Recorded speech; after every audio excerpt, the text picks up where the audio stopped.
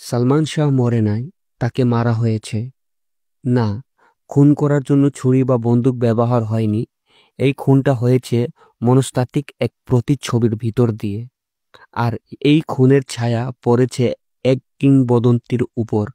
নাম তার শাহরুখ খান। ভাবছো এটা কিভাবে সম্ভব? তাহলে শুনে যাও সেই গল্প যেটা কখনো বলা হয়নি, আর শুনলে তোমার ভেতরটা কেঁপে উঠবে। সালমান শাহ বাংলাদেশের সবচেয়ে আলোচিত নায়ক, আর শাহরুখ খান বলিউডের রোম্যান্সের কিং। দুইজনই আত্মপ্রকাশ করেছিলেন প্রায় এক সময়।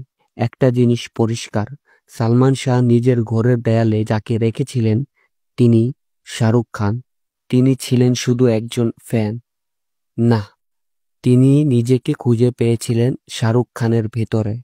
আর এইখানেই শুরু হয় এক অদৃশ্য অনুকরণের জার্নি, যেখানে সালমান শাহ শুধু একজন নায়ক ছিল না, সে ছিল একজন প্রেমিক যে নিজের প্রেমিকাকে দেখত শাহরুখ খানের প্রেমিকার চোখে। কিন্তু এইখানেই ঘটল ছন্দপতন। শাহরুখ খানের জীবনে ছিল গৌরী, লড়াইয়ের সময় পাশে থাকা এক অসম্ভব সাহসী প্রেমিকা। সে গৌরীকে বিয়ে করে ভালোবাসা বাঁচিয়ে রাখে, স্বপ্নে পচায়।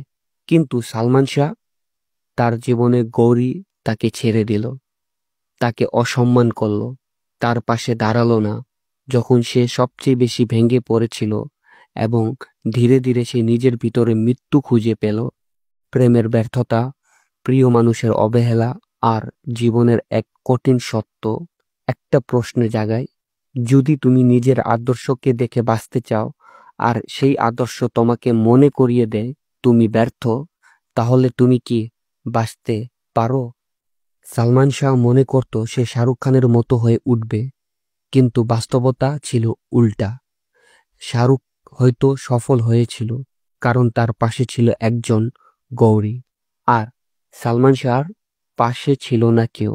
এই ভাঙচুরটা তাকে গ্রাস করেছিল ভেতর থেকে। সে নিজেই নিজেকে প্রশ্ন করত, শাহরুখ পারলে আমি পারছি না কেন?